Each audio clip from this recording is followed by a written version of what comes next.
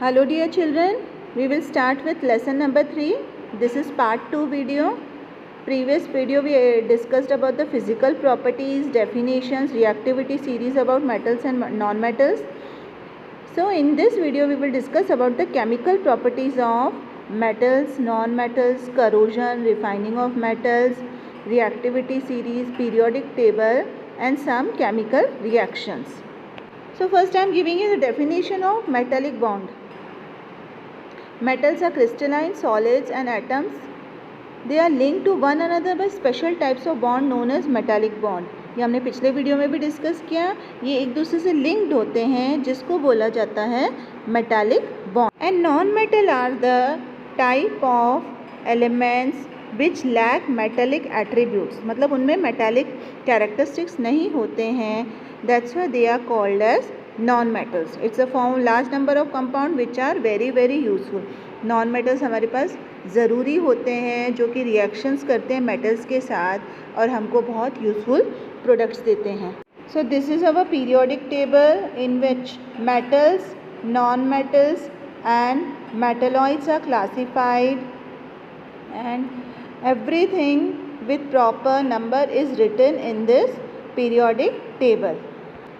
When metal is burnt in air means reaction of metals with oxygen. While burning oxygen is required, so almost all metals combine with oxygen to form metal oxides. जब भी वो air में burn करेंगे वो हमको metal oxide ही देंगे.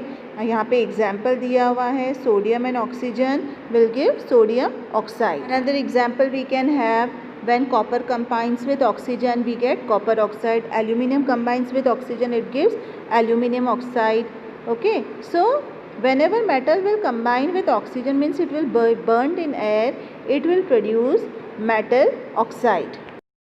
ये जो मेटालिक ऑक्साइड है, for example zinc oxide, when reacts with both acid as well as base, तो वो प्रोड्यूस करता है सॉल्ट एंड वाटर. ठीक है. जब मेटल ऑक्साइड एसिड के साथ रिएक्ट करता है, बेस के साथ रिएक्ट करता है, it produces salt and water and it is known as amphoteric oxide. Okay. Metallic oxide when reacts with salt and water it is known as amphoteric oxide. For example, aluminum oxides reacts with HCl, okay, or NaOH. So it will give, suppose I give you aluminum oxide reacts with sodium hydroxide. It will give sodium aluminate and water. Aluminum oxide when reacts with acid, that is HCl, it will give aluminum chloride and water. Most metal oxides are insoluble in water, but some dissolve in the water to form alkalines. बहुत सारे metal oxides mostly insoluble होते हैं, but कुछ dissolve होते हैं water में और alkalines बनाते हैं. Example है sodium oxide and water को हम water में जब dissolve करेंगे, so we will get sodium hydroxide. Alkaline solutions बनते हैं. Now here I have given you the anodizing process definition which you can read thoroughly and I will explain you. Now we come on anodizing. Okay, it is a process of forming a thick oxide layer of aluminium. Okay, so इसमें aluminium oxide की layer बनाई जाती है. Aluminium develops a thin oxide layer when it is expose to air. जैसे कि हमने पढ़ा वो ऑक्साइड बनता है कोई भी मेटल जब एयर में बर्न होता है. So this aluminium oxide coat makes it resistant to further corrosion. Generally aluminium corrode easily नहीं होता है. तो these are the reasons. Iron gets corroded easily but aluminium not. During anodizing a clean aluminium article is made that the anode and the electrolyse with dilute H2SO4, that is sulfuric acid. The oxygen gas is evolved at the anode, reacts with aluminium to make a thicker protective oxide layer. तो इस process से हमारा aluminium oxide को corrosion free किया जाता है. By doing this process called anodizing, this oxide layer can be dyed easily to give aluminium articles a attractive finish. ये आपकी टेक्स्ट बुक में भी लिखा है कैसे एनोडाइजिंग की प्रोसेस होती है. So this is the way anodizing process aluminium is prevented from corrosion and it gives the attractive look. As you can see also diagram is made. Okay, and acidic electrolyte is there, anodic process is going on, and in which the aluminum oxide is there, which helps to form the thick protective oxide layer. So here we have nature of metal oxides. They are insoluble in water. Only certain metal oxide dissolve in water to form alkalis, and then the example is given related to it. Then comes metals reaction with H2O, that is water. Whenever they react with water, they produce a metal oxide and hydrogen gas. Metal oxides are soluble in water and they can also form metal hydroxide. But it is not compulsory that all metals will react with water. Some metals react, some don't react. Okay, so after reacting they produce a metal oxide and hydrogen gas. They become soluble in water and then they form metal hydroxide. So now you can see here reaction with hydrogen. Metal is reacted with hydrogen. It produces metal hydrides. Example is given, sodium with hydrogen. It will give sodium hydride, that is metal hydrides. Example is given. Here children, I have given few examples that you can go through. For example, non-metal when reacts with acid, it will give oxide and water is produced. Example is given. Then non-metal when reacts with chlorine, chloride is produced. For this example is given. Then when non-metal reacts with hydrogen, hydride is produced. So for that also example is given in the form of equations. You can pause the slides and write all these examples in your science notebook.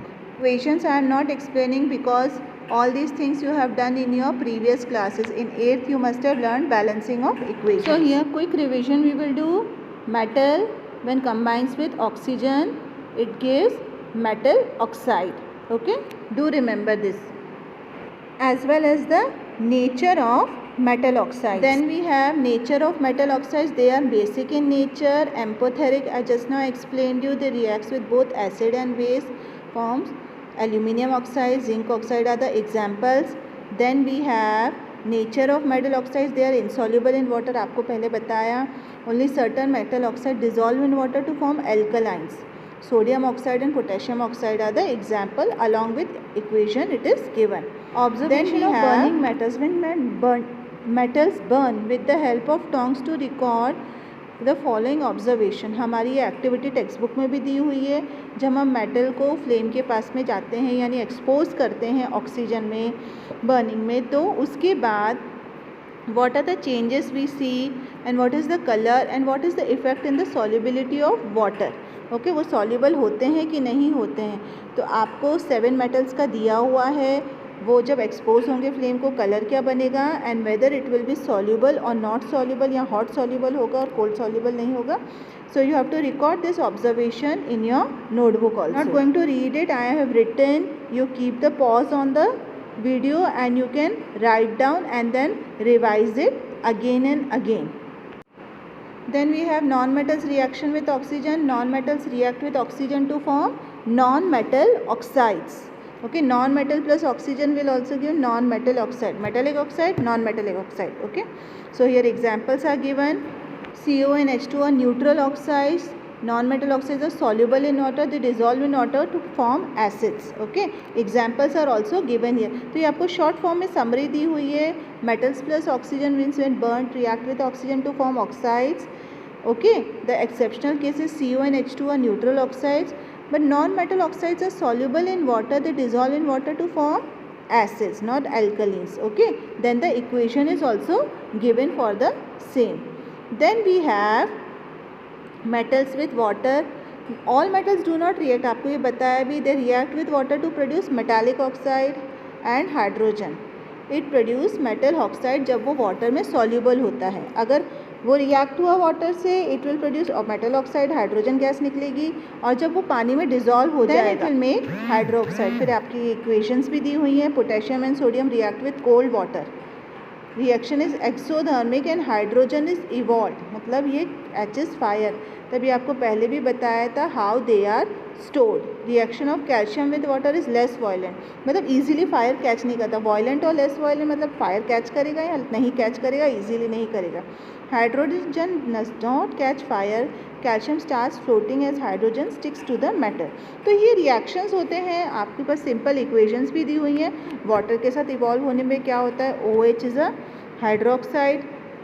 Okay, so ये आपको equations understand करनी है and क्या evolve होता है reactions के बाद वो भी अंडरस्टैंड करना है।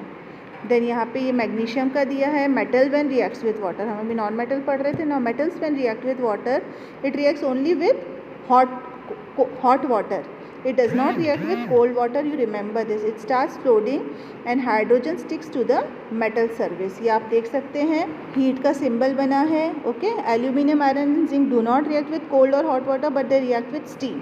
ओके, ये एक्सेप्शनल केसेस हैं। मैग्नीशियम कोल्ड वाटर से रिएक्ट नहीं करता, हॉट वाटर से करता है। वो फ्लोट करता है as evolve hydrogen sticks to the metal surface. ठीक है, हाँ, एल्यूमिनियम, आयरन और zinc do not react with cold और हॉट वाटर बट वो स्टीम के साथ ज़रूर रिएक्ट करते हैं। ठीक है, so these are exceptional cases but they can react with steam to form metallic oxides. ये स्टीम के साथ करेंगे तब मेटेलिक ऑक्साइड बनाएंगे।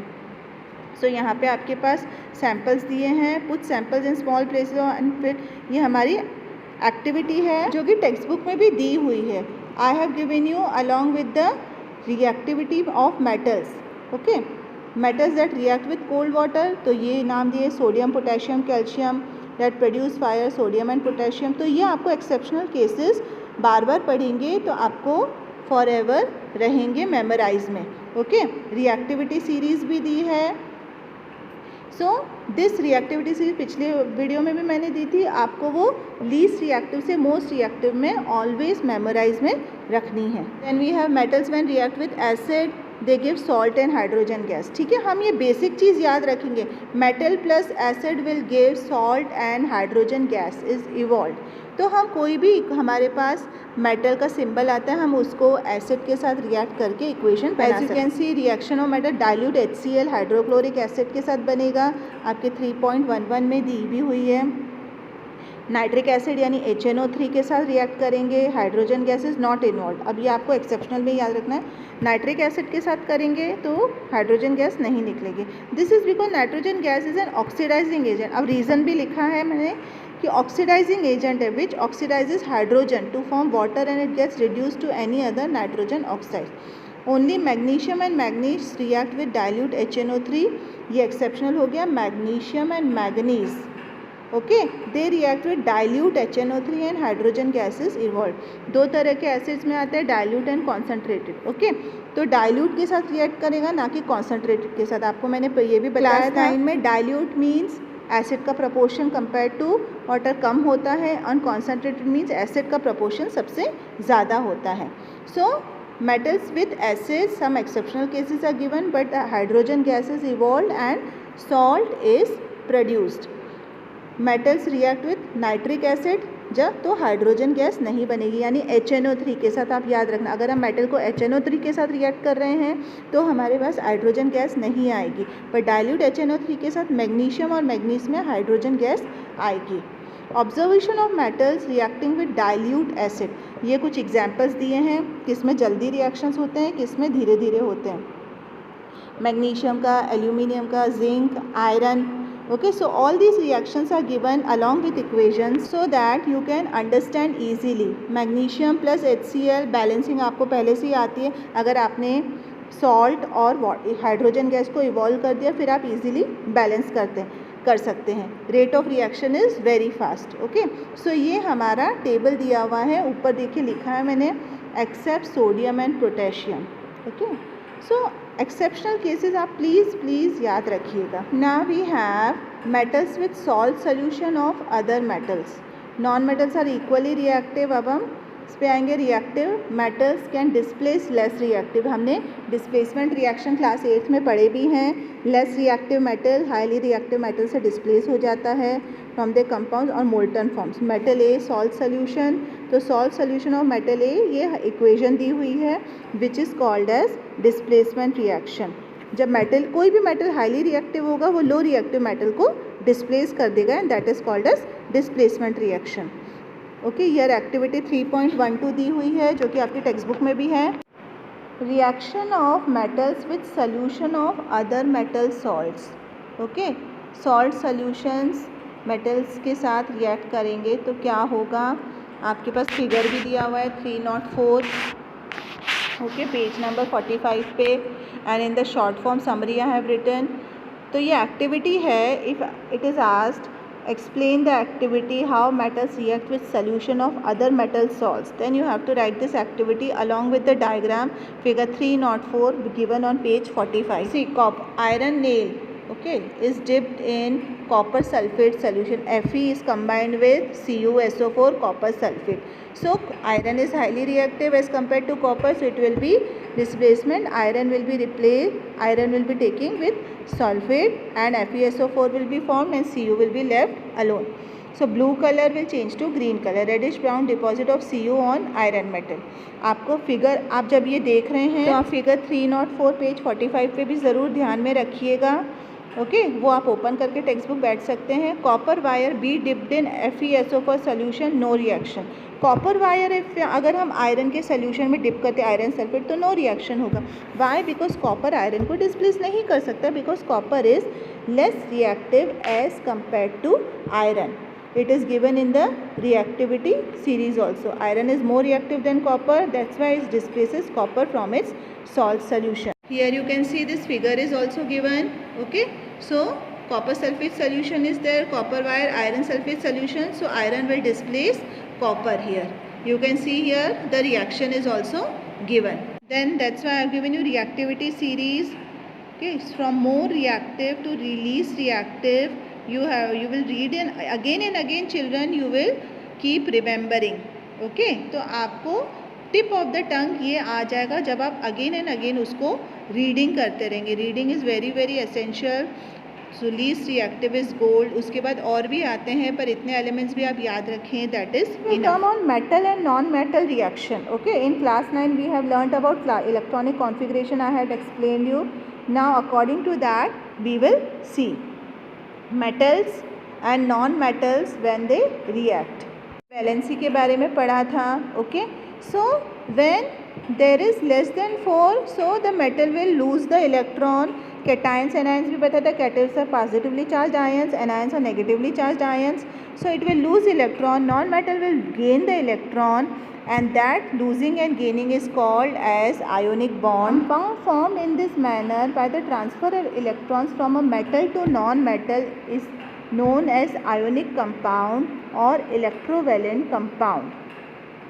Example also I will give you. ठीक है, आपको आयोनिक बॉन्ड और आयोनिक कंपाउंड समझ में आया. मेटल और नॉन मेटल की शेयरिंग और लूजिंग एंड गेनिंग से सो जो बॉन्ड बनता है that is called as ionic bond, और जो कंपाउंड फॉर्म होता है that is known as ionic compound, and opposite charges attract each other, remember.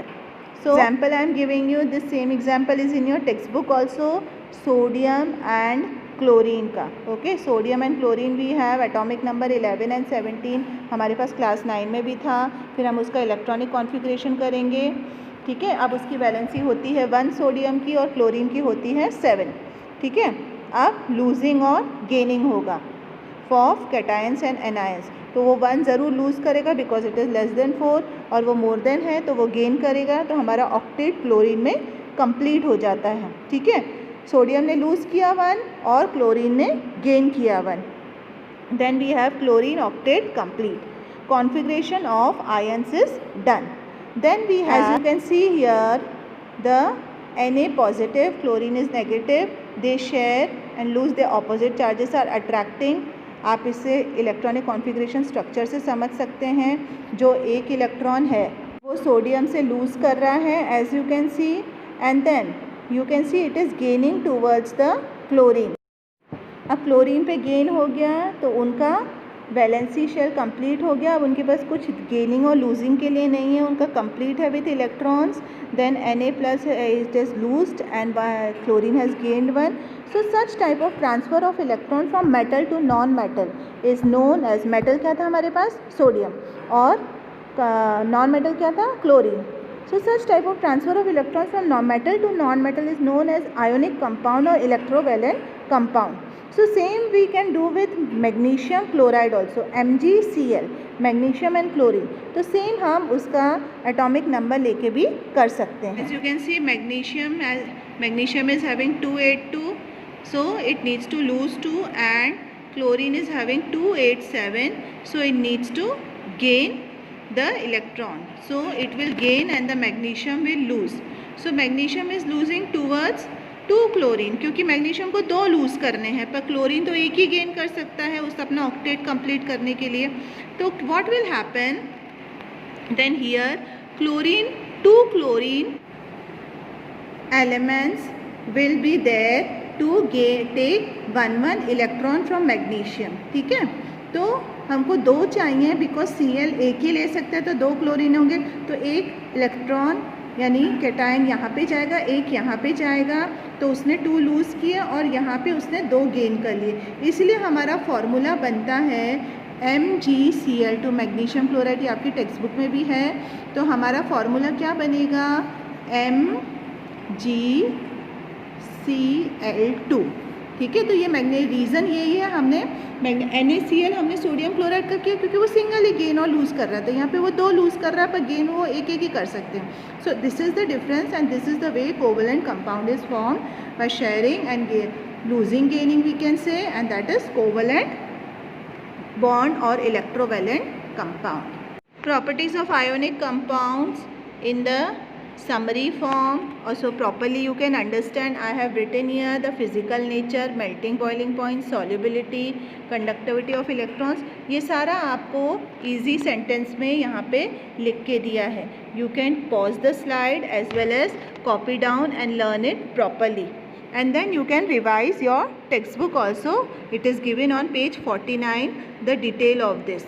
So the important scanned points I have written here. As you can see, physical properties, they are hard due to strong force of attraction, and brittle. Okay, here brittle means they are hard, but also they can be broken easily. For example, I will give you of groundnut.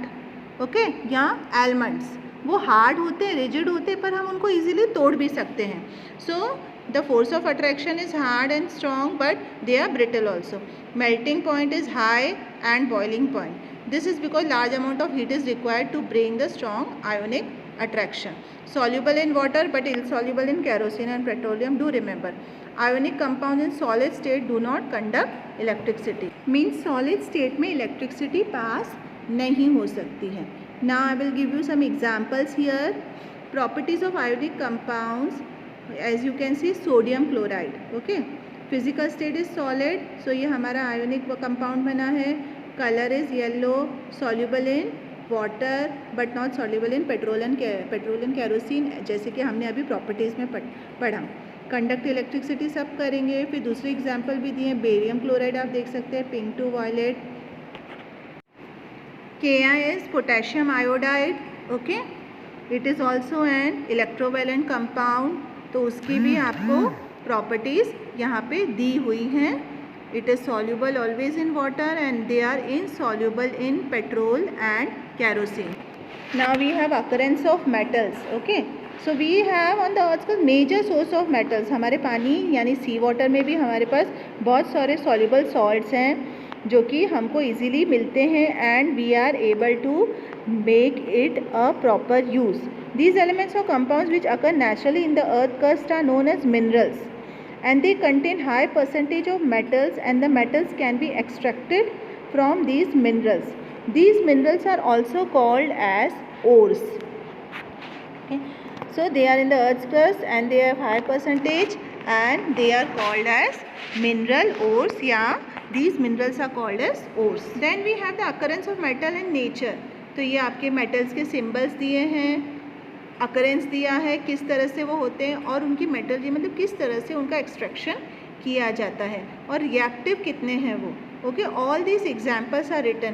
So if I ask you about mercury, so we can say it is least reactive, free state, ores are sulfide and oxide ore, and metallurgy by roasting it is extracted. Okay, so this is the way you can note down in your notebook and then read it again and again of different metals.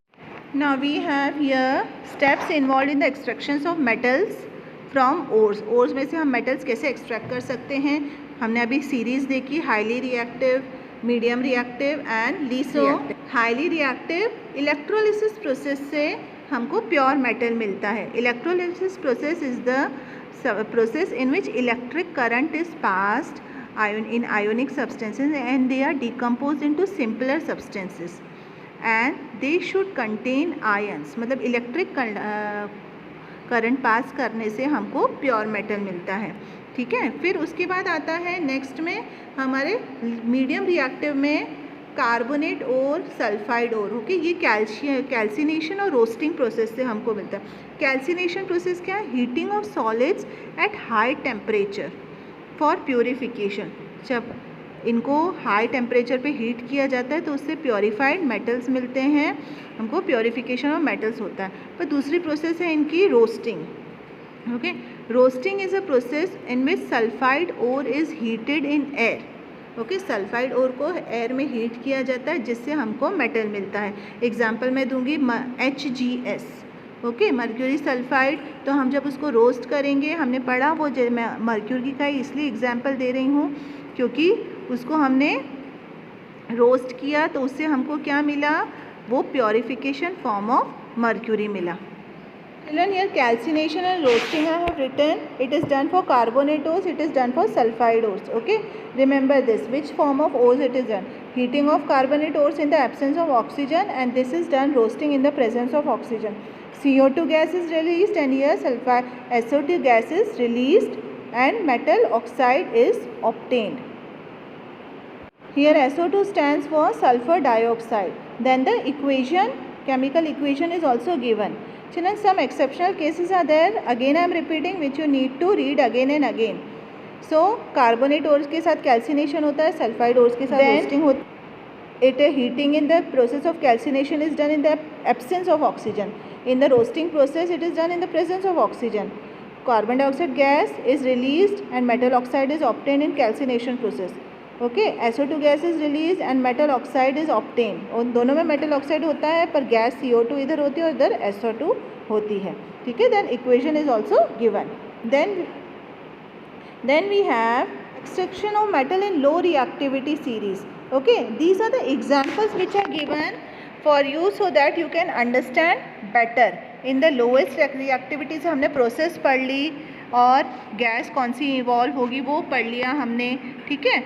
तो इसके according हम अपना ये reactivity series के according examples भी ले सकते हैं. Hg for example is given. So example दिया था मैंने, अब उसकी इक्वेशंस भी दी हुई. This is for the low reactivity series, मतलब जिसमें रोस्टिंग प्रोसेस होती है. Now we come extraction of metals in the top of activity series in which the electrolysis process is done. Okay. Metals are deposited at cathode anode. Obviously electric current pass होगा तो हमारे cathode anode तो रहेंगे positively charge, negatively charge. Then we have more affinity for oxygen and carbon. They can not be obtain from the compounds by heating with carbons. Carbon can not reduce oxide. Reason भी लिखा है मैंने, because carbon cannot reduce oxides of sodium and magnesium. These metals are obtained by electrolytic reduction. Okay. इसलिए होता है क्योंकि अकेला carbon ये काम नहीं कर सकता. So we need to do the process of electrolytic reduction which is helpful to obtain the pure metals which are highly reactive. Electrolysis process, this is there with diagram. A strip of impure metal is taken at anode and then pure metal is deposited at the cathode. Electrolytic means electric current is passed. Pure metal is deposited at cathode. Impurities are collected at the bottom of anode. Okay. So small strip of pure metal is there at cathode and this is the way by passing electric current. Impurities are there at the bottom of anode rod. ठीक है. ये process होती है common electric current process है जो कि हमने बहुत बार पढ़ी है. One example I have given you here of thermite reaction. So using coke to reduce metal oxides to metal. Okay, oxides को हटाना होता है, प्योर मेटल ऑब्टेन करना होता है, डिस्प्लेसमेंट रिएक्शन होता है. बट हाईली रिएक्टिव मेटल्स होते हैं Okay, for example calcium, they are used as reducing agents to displace other metals of lower reactivity series. Example, when manganese dioxide is heated with aluminium powder. Okay, तो इसमें क्या होगा, aluminium displaces manganese. क्यों करेगा, क्योंकि aluminium is more reactive than manganese. This displacement reaction is highly exothermic. The metals will be produced in molten state. Exothermic होगा तो generally थोड़ा सा मोल्टन स्टेट में होगा, मतलब सेमी लिक्विड या लिक्विफाइड फॉर्म में. सो ये एग्जाम्पल भी सबसे नीचे लिखा है. This phenomena is used in railway tracks. Okay, so this type of reaction is called as thermite reaction. Now we come on our last topic, that is corrosion. So materials when left open in air, हम कुछ specially iron चीज़ें हम air से expose करेंगे, वो oxygen से react होंगी, dust particle से रिएक्ट होंगी, डिफरेंट गैसेस से रिएक्ट होंगी. They will be corroded easily. Okay, so that process is called corrosion. मतलब उनका कलर चेंज होगा. केमिकल रिएक्शंस होते हैं. Corrosion is a type of chemical change. तो they will change the color, they will change the chemical properties, so that is called as corrosion. Common examples of corrosion we can see at our home or in our surroundings. For example, silver with sulfur in air. Silver, suppose silver we wear jewelries and all. If we wear or silver articles are there, when they are exposed to air, उसको continuous बाहर रखेंगे तो वो sulfur sulfide black coating will be formed. Copper होता है, हम copper jugs use करते हैं या कॉपर की कितने चीज़ें आर्टिकल्स यूज़ होते हैं. जब उसको भी कंटिन्यूस बाहर रखा जाएगा expose to air, it will form copper carbonate. Greenish या ब्लैकिश इन कलर कोटिंग हो जाती है कॉपर के ऊपर. आयरन तो बहुत कॉमन है. एक्सपोज टू एयर, मॉइस्चर, बारिश में बाहर रखो, ऐसे जनरली बाहर रखो, iron oxide is form. Browny layer, ये तो हमने सबने देखा है. So this is called as rusting also as well as corrosion. How can we prevent corrosion? So that is by applying paint. Generally कुछ चीज़ें ख़राब होती है, उसको पेंट कर दो तो फिर ठीक हो जाती हैं. ऑयल लगाते रहें, ग्रीसिंग करते रहें. जैसे कि हमारी बॉडी भी अगर रफ़ हो जाती है, रफनेस आ जाती है, ड्राइनेस आ जाती है, वी कीप अप्लाइंग ऑयल और क्रीम और ointments to keep our body और skin smooth. So same way oiling and greasing is required on many articles to keep them smooth.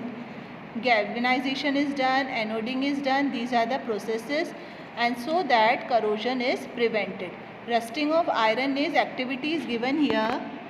Activity 3.14 same is given in your textbook page 53. We have to take 3 test tubes ABC and place clean iron nails. कील डाल देनी है, water डालेंगे, distilled water और oil डालेंगे, and दूसरे में calcium chloride हम डालेंगे लिक्विड. ओके, तो so these are the things we have to add to the iron nails. Then we have to observe the reactions. Okay, so what we will see, anhydrous calcium chloride मतलब होता है drying agent. ये dry form में होता है. So this is the observation recorded when we leave them for few days. Nail in the A test tube rust because water is present. Then iron nails test tube B and C does not rust. Okay, क्यों rust हुआ test tube A में? Because it is expose to air and water, क्योंकि हमने कुछ दिनों के लिए उसको ओपन छोड़ दिया. टेस्ट ट्यूब बी में क्या हुआ? Does not expose to air due to oiling थी उसमें. ओके, लेयर ऑफ ऑयल थी. टेस्ट ट्यूब सी में does not get both air and water. Okay, क्यों नहीं उनको? क्योंकि वो ड्राई फॉर्म में प्रेजेंट था हमारा calcium chloride. So this is the way. वो as you see in test tube A, so what is there? हाँ, पानी तो है, पर पानी हमने पूरे टेस्ट ट्यूब में नहीं भरा. आधा पानी है, आधा ओपन है. So open thing condense, it is vacuum, means air. Test tube B में भी हाँ वाटर एंड ऑयल है, बट वो एक्सपोज टू एयर है, पर वो एयर उसको असर नहीं कर पाई आयरन नेल को, because oil layer was there. और calcium chloride drying agent present था, anhydrous. So it was not able to get corroded because it was in dry form. So here I have given in the summary type the metals and non-metals chemical properties which we discussed in the beginning of the video. Kindly pause the video and note down all the properties in your science notebook. So ये जो हमने discuss किया detail में, उसको थोड़ा मैंने summarise करके table format में डाला है, सो दैट आप ये इसके कीवर्ड्स भी याद रखेंगे तो then you are able to form the sentence related to the chemical properties. क्योंकि बहुत सारे एक्सेप्शनल केसेस भी होते हैं, तो इस कीवर्ड से आप इनको रिमेंबर कर सकते हैं. Over lesson number 3 is complete now children. Do revise the lesson, read the textbook thoroughly, practice the diagrams, and very very important, practice the equations again and again. Thank you.